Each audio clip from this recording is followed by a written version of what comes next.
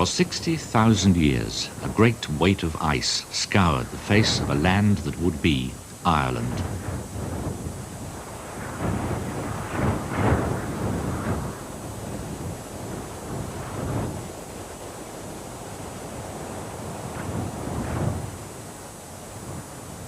It was a new beginning. Little of what had lived here before would keep a hold. Natural history was being revised, the slate wiped clean.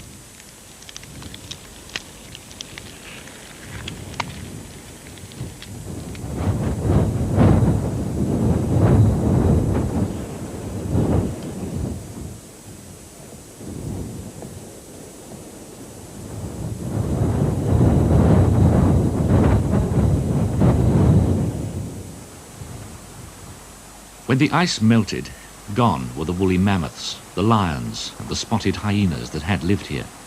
Such animals are now the true legends in this land full of fairy tales. But there is much to tell of those who did inherit this ice and water sculptured landscape.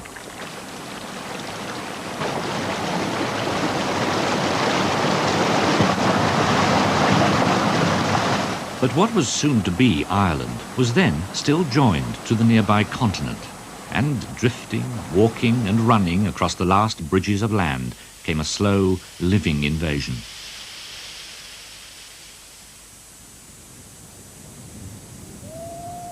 Into this new-found land breathed the life of mainland Europe.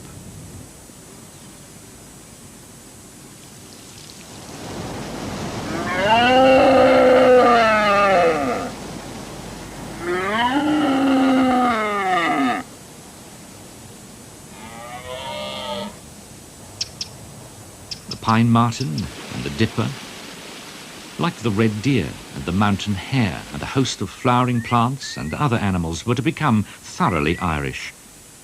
But no snake got here before the Irish Sea closed the door on nearly all but the birds.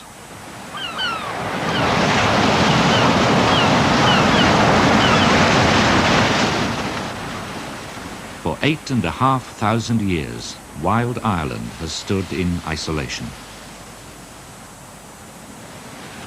A jewel of an island that glitters with living riches.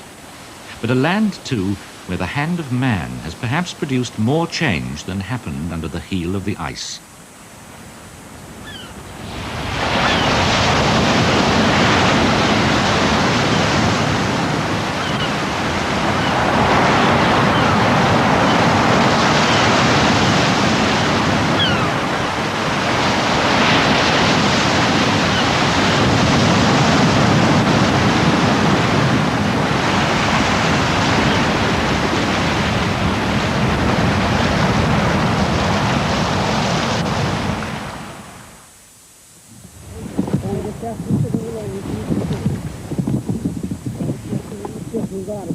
The first people who ever fished from these shores were probably the very first people in Ireland. They may have walked here across that same land bridge that once held Ireland and Britain in a natural embrace. There was much to attract them, and their Stone Age hunters' skills could be put to good use.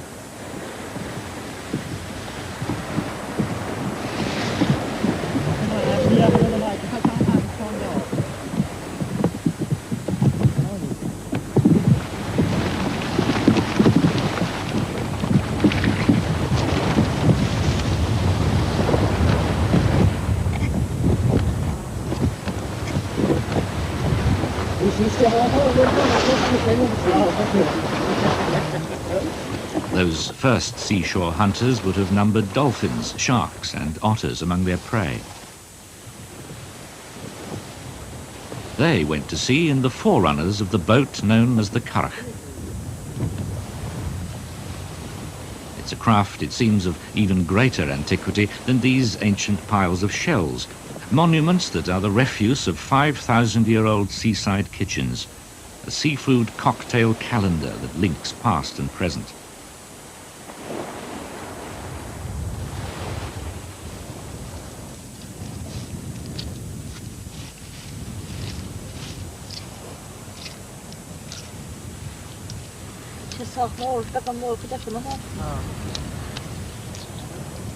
How could I just stay?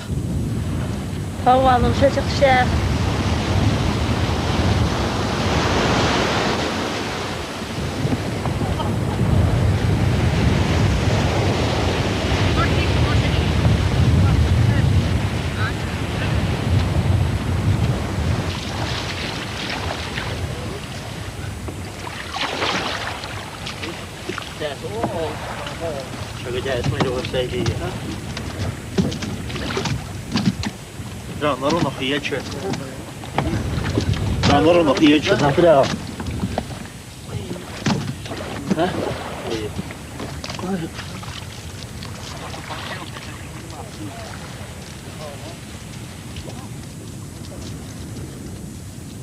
The modern curragh is still a rather fragile handmade construction, but of tarred canvas and wooden laths.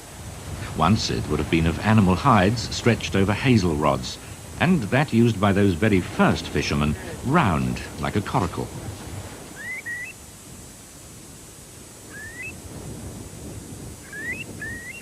Today we can only guess what Ireland looked like to those primeval wanderers.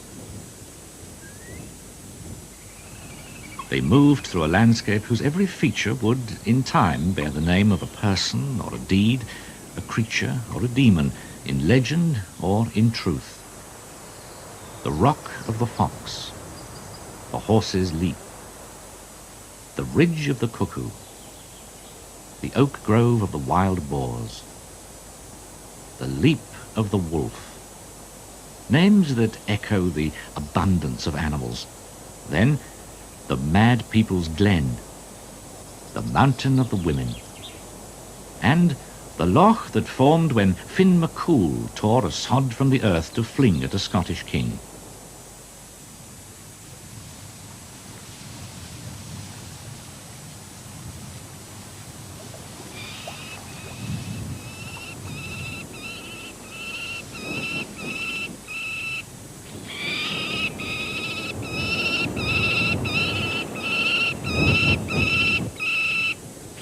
Once there were golden eagles and sea eagles here, but now the peregrine falcon is the most majestic of Ireland's several birds of prey. Oddly, this one has her chicks in a nest. Peregrines usually lay their eggs on a bare ledge, but the nest was already here, built and abandoned by a raven.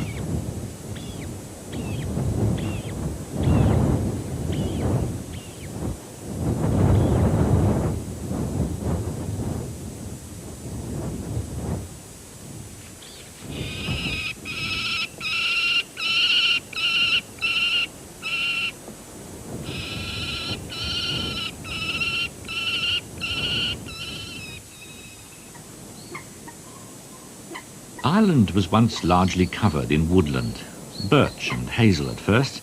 Scots pine flourished for a time on some soils. Then, as the climate became warmer and wetter, there grew alders, elms, and groves of oak, known in Irish as derra or derry. Today, those vast forests are gone. Only remnants remain, like the Killarney Woods, the largest of those surviving.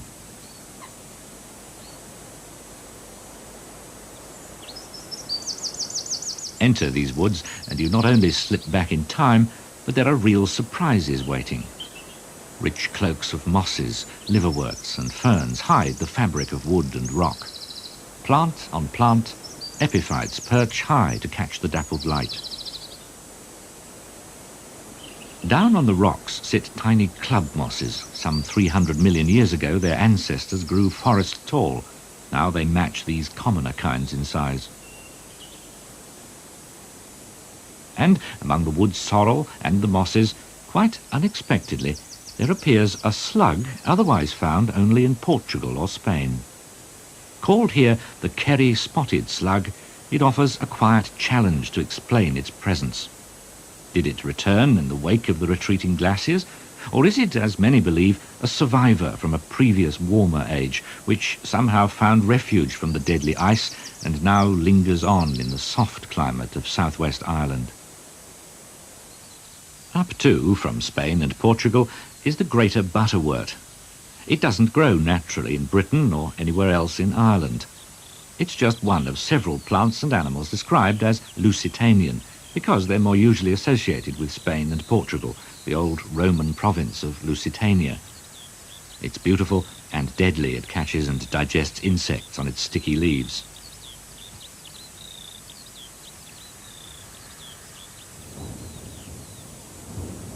The Lusitanian connection is maintained further up the western coast in what is the most extraordinary of Irish landscapes. It's known as the Burren, which in Irish means the stony place. It's a moonscape that belies the living surprises tucked into its limestone bulk.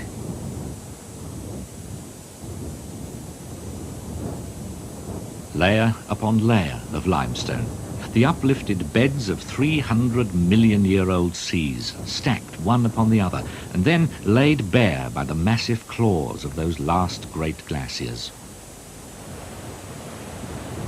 Terraced by water and wind, the Burren steps ponderously down to the Atlantic shore.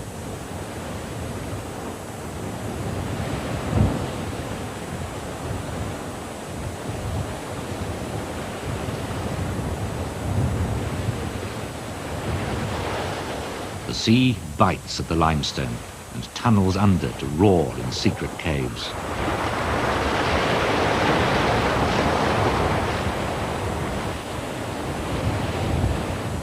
Above, it sculpts a jigsaw of pools that countless sea urchins rasp into fantastical form.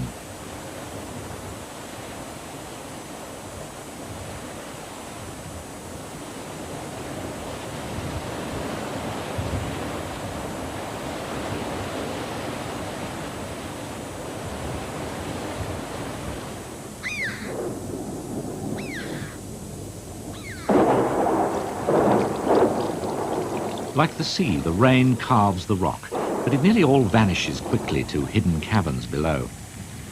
Only the Caja River shows itself for any time in all this vast expanse of limestone pavement. It's rare now for snow to cap the flat blocks, or clints as they're called. The deep clefts between are known as grikes.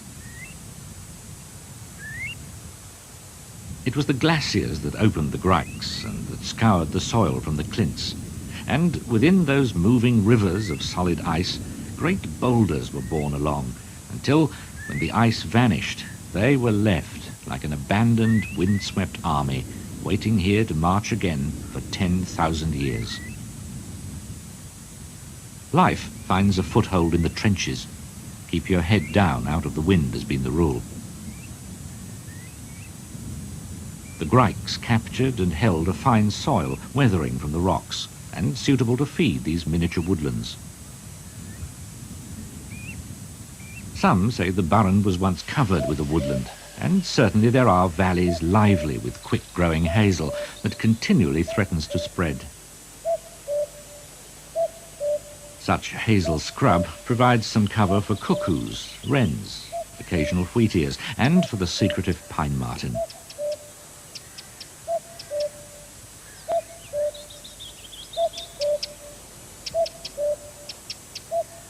The pine marten is probably Ireland's rarest mammal, and as you'd expect, it's strictly protected.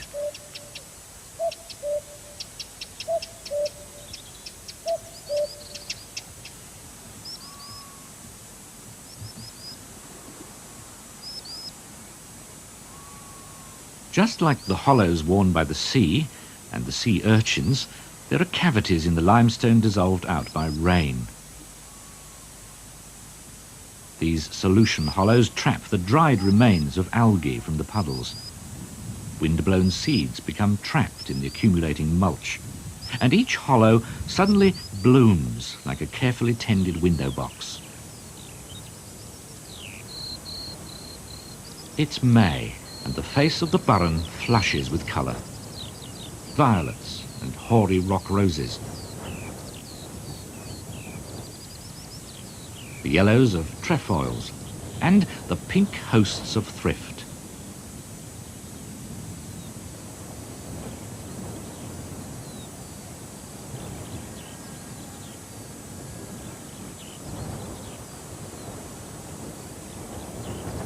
And there's thyme for the burnet moths to feed from and mate on.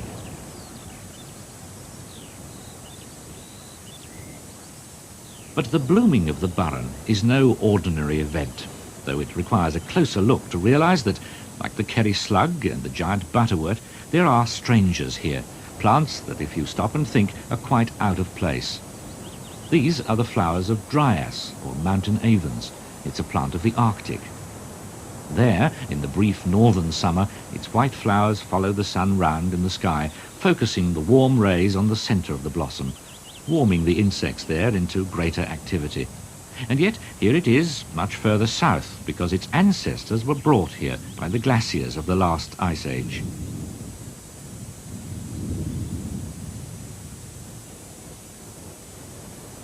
The exquisite spring gentian, too, is a relict of that age. But it's an alpine flower that, for some unfathomable reason, thrives down here close to sea level. And close to flowers from the south, like this bloody cranesbill. And a rich variety of orchids. These flowers and others of that Lusitanian connection made their way back here when the climate warmed. Oddly, too, lime-hating plants like heathers sit side by side with lime lovers like dryas. Peculiarities of the soil chemistry play such tricks. The Arctic alpines thrive in the bright light that's thrown back from the bare limestone and the sea. And, warmed by the Gulf Stream, it's the sea that generates the benign climate that favors those southern plants. Like gigantic storage heaters, the white hills hold their warmth, and the cattle are taken up to the terraces in winter, the reverse of what you'd expect.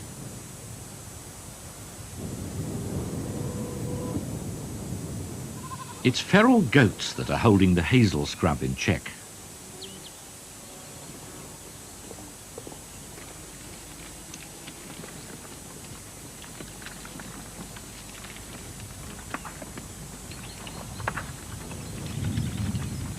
There are people who kidnap these goats. Their skins fetch a good price, it seems.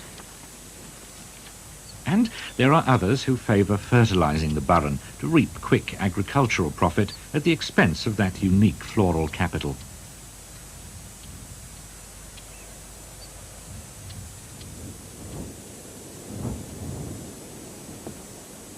Natural and human history have only briefly gone hand in hand in Ireland, and both have made their mark.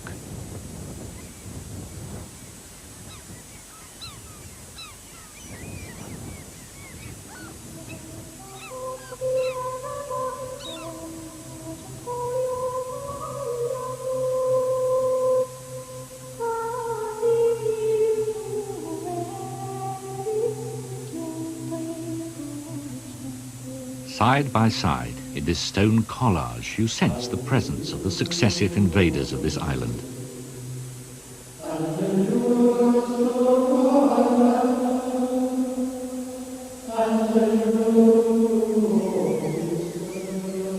Nearly 3,000 years ago, artificial islands, or crannogs, were fortified homes for farmers. Where black-headed and common gulls and herons nest today, lived a family to whom kitchen tools of bronze and iron were the latest innovation.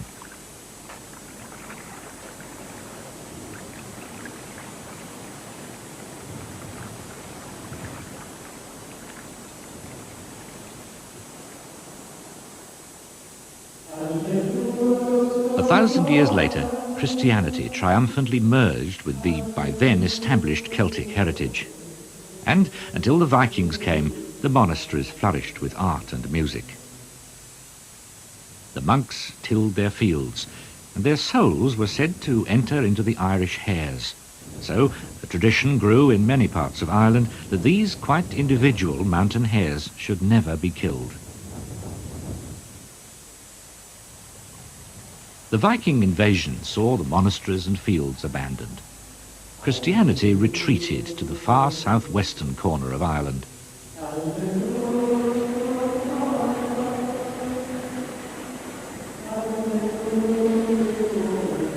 There's been a monastery on the larger of the two Skellig Islands since the century after St. Patrick arrived, although its founder is unknown.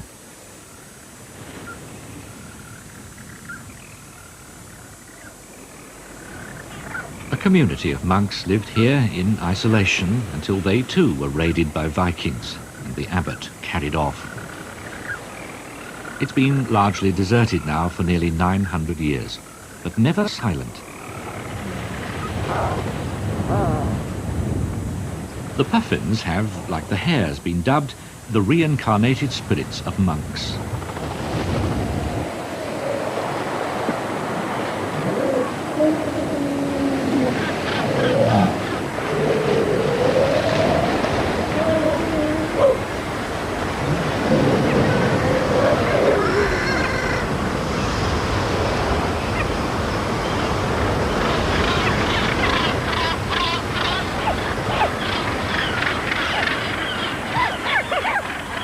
For more than 300 years, Little Skellig has been famous for its colony of gannets. Some 20,000 pairs find room to live and breed. It's the second largest colony in the world, and it's hard to believe that about 100 years ago, when they were hunted for food, there were just 30 pairs left. Some are still too young to breed. Their spotty plumage picks them out. The adults are busy gathering weed and flotsam that they'll cement with guano into a huge mound lined with feathers. They lay one egg that hatches in 6 weeks or so, and the young bird will be ready to fly 3 months later. Except for early winter, when they move out into the Atlantic, all year the gannets make the Skelligs their capital.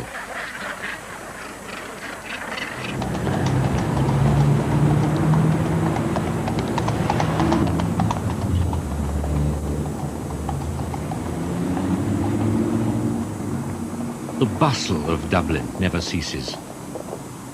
The Vikings founded it. Today, more than a quarter of the population lives there. There are few big towns, but driving those there are takes energy, and some of that energy was found locked in the heart of wild Ireland. Power stations like this produce a quarter of Ireland's electricity supply, and it's not burning coal, but turf, or peat, cut from the great boglands of central Ireland, a process that's effecting one of the most profound and contentious changes to the Irish landscape in this island's history. Already over 80 million tonnes of peat have been cut for fuel, but there are over 200 million tonnes still there, which is why some people in Ireland are surprised when others are concerned about conserving bogland for the future. There seems to be more than enough of it.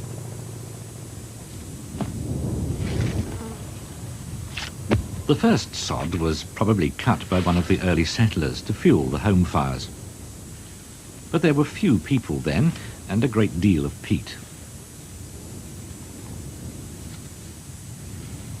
The cutting of this shallow bog today has laid bare the underlying layer of marl, suitable for nesting sand martins.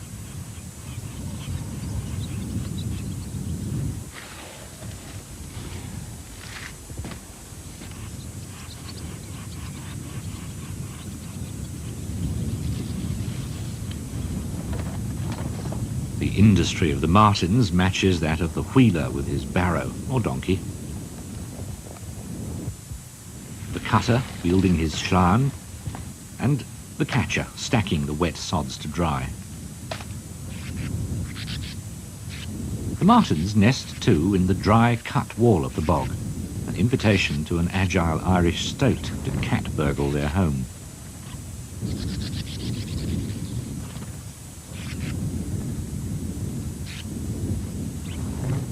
The stoat wins, and there'll be other nests to raid. It's a renewable resource. Not so for the turf cutter. It takes 10,000 years to make a bog, but just a few days to drain and destroy one.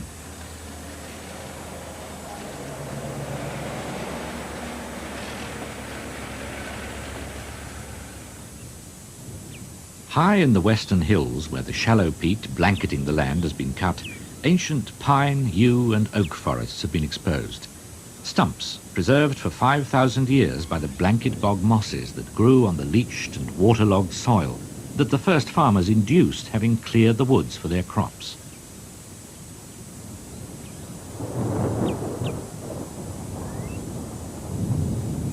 The deeper bogs of the central lowlands were formed in the meltwater lakes held in the silt and clay deposited by the glaciers. Plants grew in and around the lakes, died and partially decayed. The surface closed over with sedges and grasses, which in turn died out, and a new plant, Sphagnum moss, invaded. Its growth over the next 7,000 years raised the bogs into the slightly dome-shaped profile of today.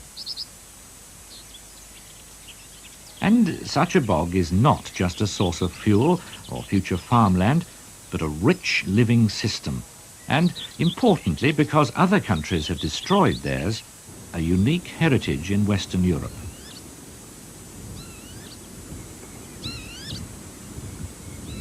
Step on the springy lichen and moss-covered surface, and it's quite likely that the first plant you'll notice is the sundew, offering a sticky welcome to insect visitors. It needs them because there's not much goodness in the watery moss it sits on. The insects come seeking flowers, even this one of the sundew itself. And some flowers turn a bog into a garden. These are bog asphodels.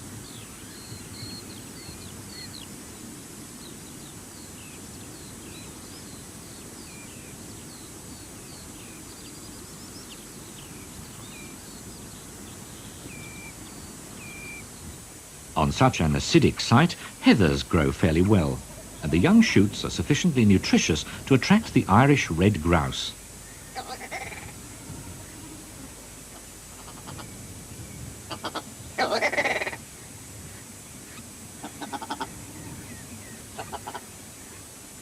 Its camouflage makes it hard to spot in the nest on the ground. Every year there's a heavy immigration of curlews into Ireland, some just passing through in spring and autumn. A few are resident, but much of the bogland on which they nest has already been drained and cut and planted with conifers.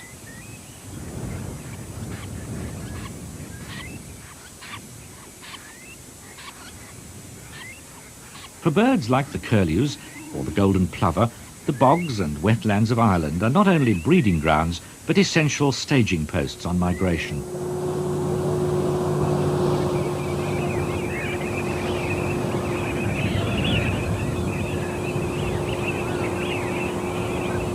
Modern ornithologists know that Ireland's waterways and floodplains, marshes and estuaries are important wintering grounds for birds that nest in Greenland or Siberia. Birds that are not Irish but international.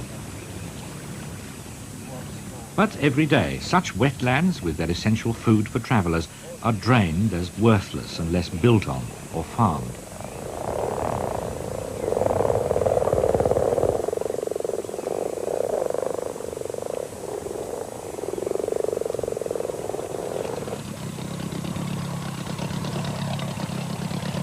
And what of Ireland's resident birds?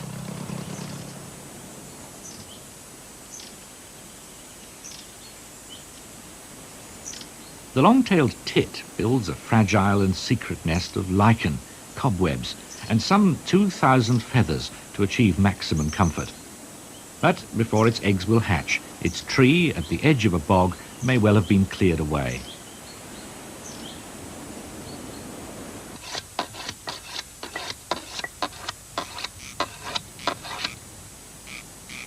The invention of farming some 10,000 years ago provided means to exert great changes on any land.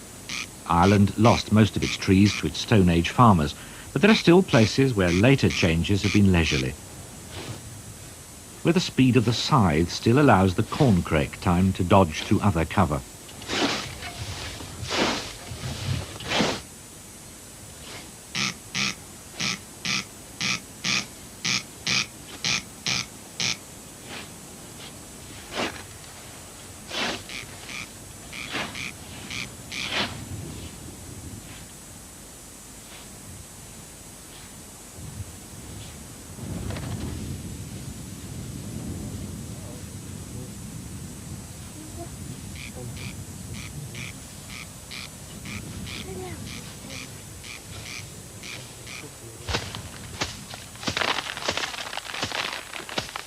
A Connemara farmer hand threshes oats, but only for the hens. But then, in parts of the west of Ireland, farming isn't an intensive process, any more than is the fishing or the winkle picking. And if you cut your corn with machinery, the straw's no use for thatching anyway.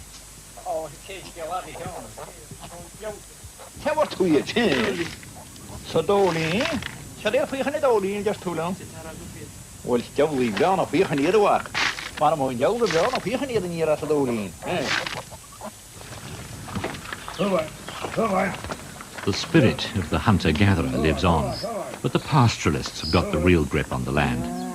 As forests became farmland and men followed the plough, so wildlife came to eat at their table.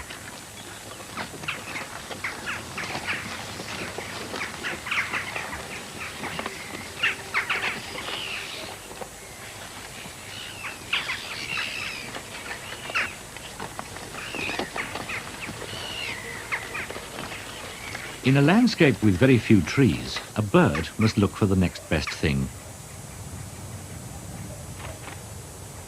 Ireland is a land of convenient castles.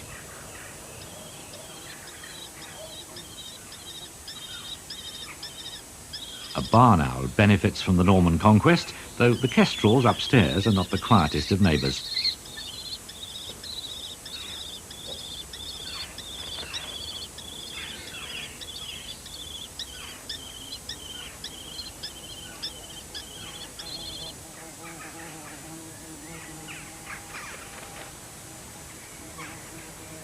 Around the castles, the ghosts seem to linger.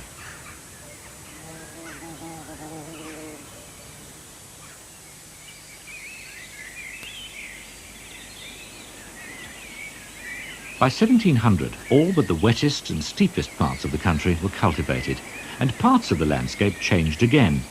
The whims of the English landed gentry were let loose on the great estates. What the Irish Sea had kept from these shores now floated in with the landscape gardener, and an exotic England flowered on Irish soil.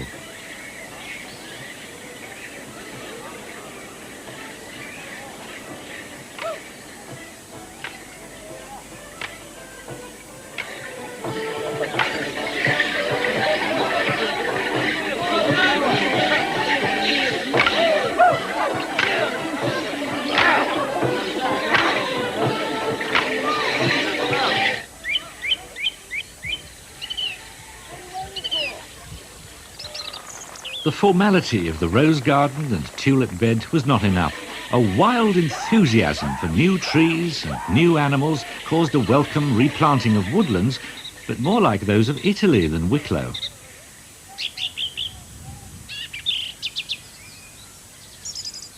In too came the Japanese Sika deer. In 1860, they and a pair in London were the first to be seen in the British Isles. They were a whim of Viscount Powerscourt as he was then, and the Sika made good outside the gates as well.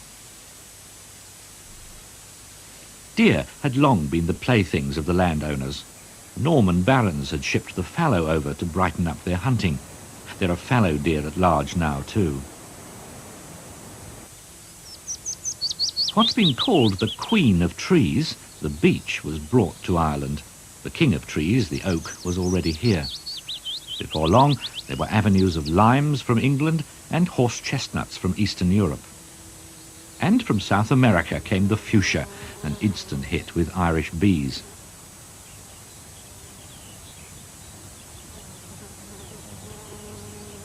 Remarkably, the rhododendron had been here once before, but was swept away by the Ice Age.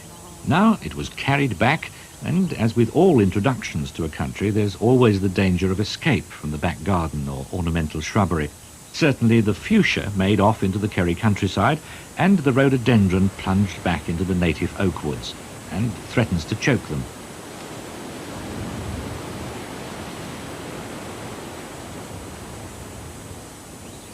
Paradoxically, it was the death of an introduced plant that revolutionized the landscape in the rainy 1840s. A fungal blight killed the South American potato, by then a staple food, and 1 million people starved to death, and 1 million fled abroad. Slowly, Ireland's green has reached out over the ruins, putting life back into the stones, but not quite concealing that appalling human tragedy.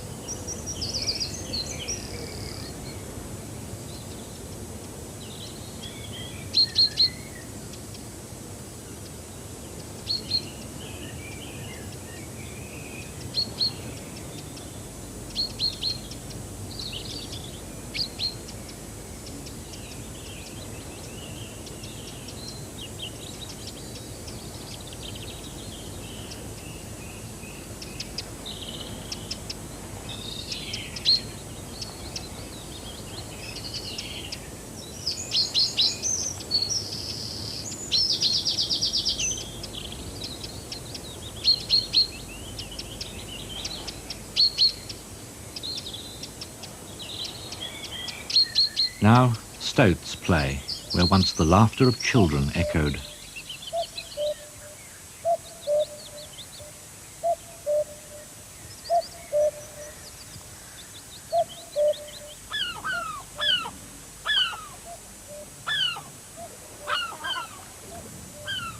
The western hills seem to ring with emptiness. The once large and hungry population, some 8 million people, had even sought to grow potatoes on the steepest slopes. And now the deserted, lazy beds lie like graves, awaiting owners who will never return.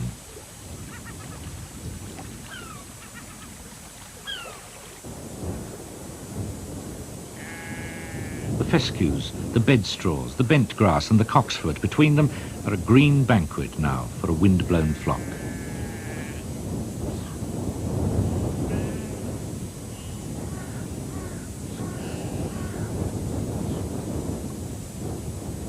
If a sheep dies, the hoodies are ready. It's really a carrion crow with a difference. Curiously, this grey waistcoated subspecies, while familiar too to the Scots, is almost unknown in England or Wales. And likewise, the glossy black crow is still something of a rarity here.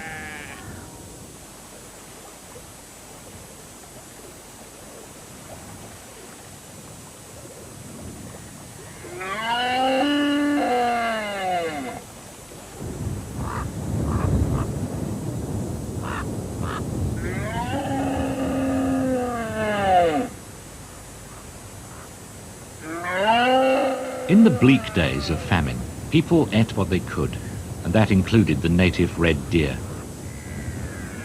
But a handful in Killarney were very strictly protected by wealthy landowners, and it's they that survive today.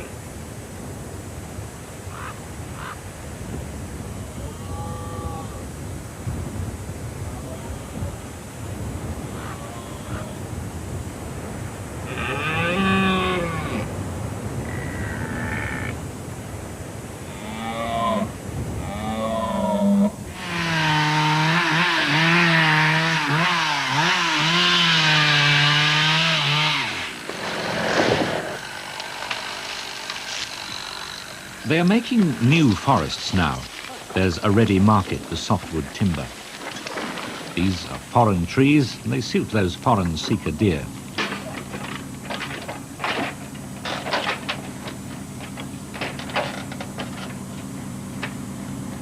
Lodgepole pine and Sitka spruce from North America.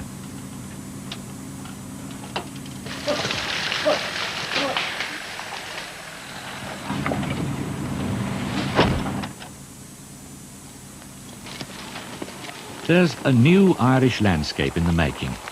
But are the close regiments of conifers the only answer? The foresters say they're an important new resource for Ireland, which is one of Europe's least forested countries, and their development need not be at the expense of native woodland. The courting hen harriers are undismayed by the changes around them. There have been more of these birds since the planting began 30 years ago. They like the quiet, fenced-off young plantations. The male has been hunting, and he'll pass his catch to his mate in flight.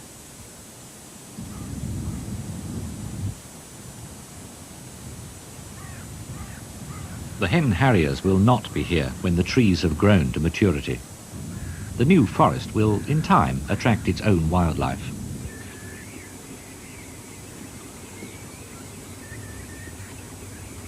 A winter visitor, the short-eared owl, is on its way to becoming Irish. But it quite likes the sort of open country the hen harrier thrives in. Again, the undisturbed young spruce plantations add an atmosphere of peace and security that encourages breeding. The light-coloured bird is the male, but the sexes are usually similar.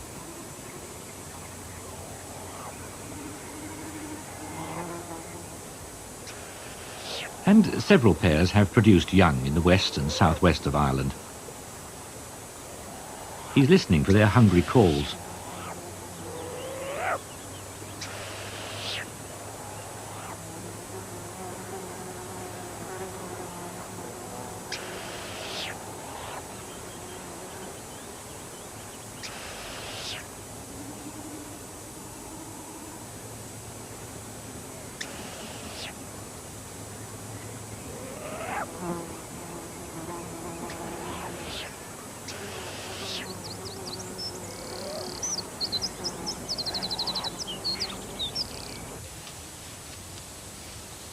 When Viscount Powerscourt invited his Japanese seeker to Ireland, he couldn't resist introducing them at home to some local red deer.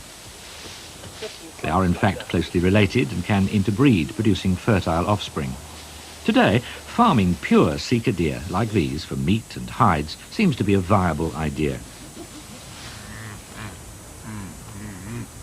In this herd, the seeker stags are purebred. A pure red stag would be much bigger, but so is a hybrid stag, the cross between the two deer.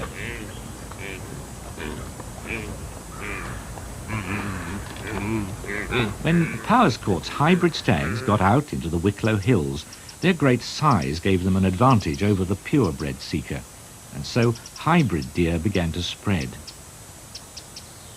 The future of wild purebred seeker and wild native Irish red deer are both in question, but it's thought that's a manageable problem, unlike some others that are causing greater anxiety.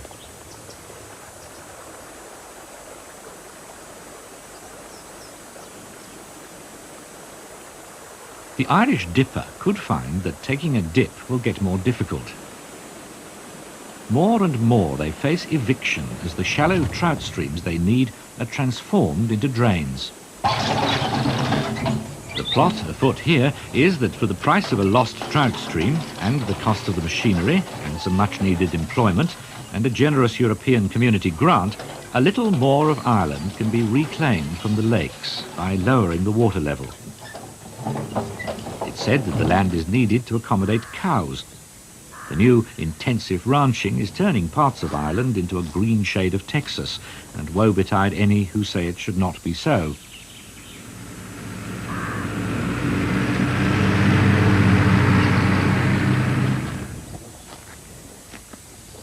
And when summer is over, lots of cattle will need lots of silage.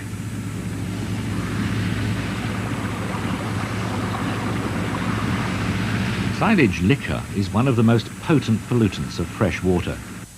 But that, and runoff from land on which the use of fertilizers has been following an upward trend, threatens a drastic change to the very heart of the Irish landscape, its wildlife, and, quite simply, those very places which the Irish love to relax in too.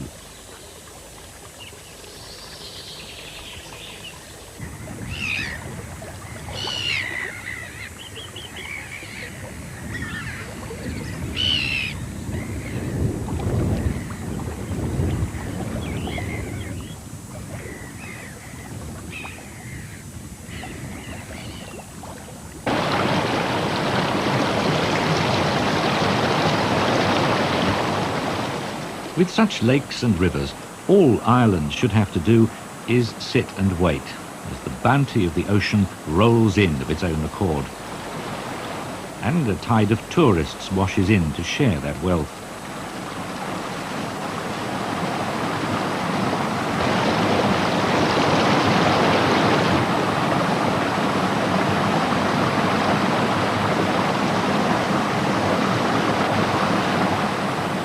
It's not the whole answer, of course, but it would show a prudence worthy of earlier generations who then had to live more closely in tune with the wild.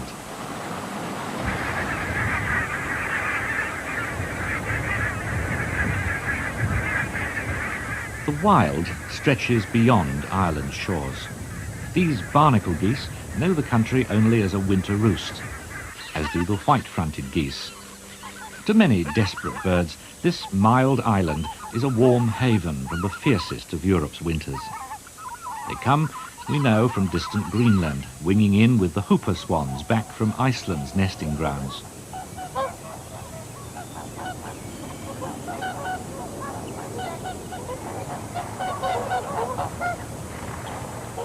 But now it's spring, and they and these Brent geese from across the Atlantic are restless with that urge to go north again, to return on that journey which once only legend could explain.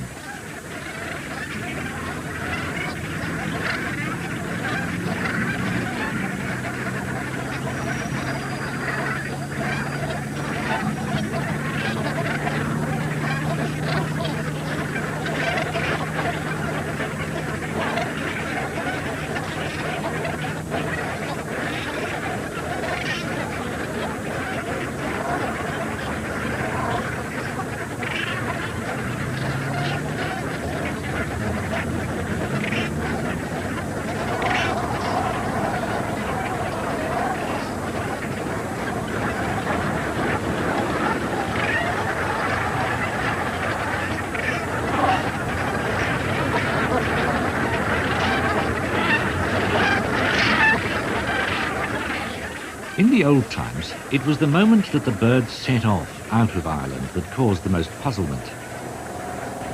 Where did they go? And would the same birds come back?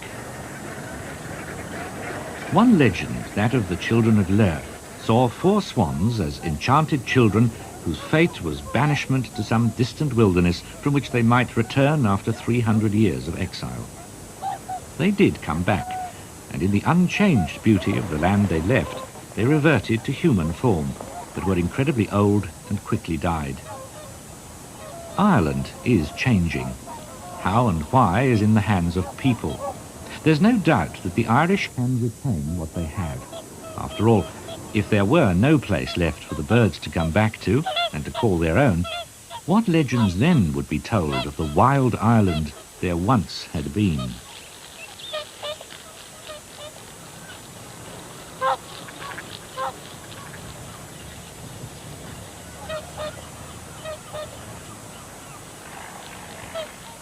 There's a treat in store for nature lovers when BBC Two presents Natural History Night, an evening with David Attenborough and friends on Saturday, December the 28th.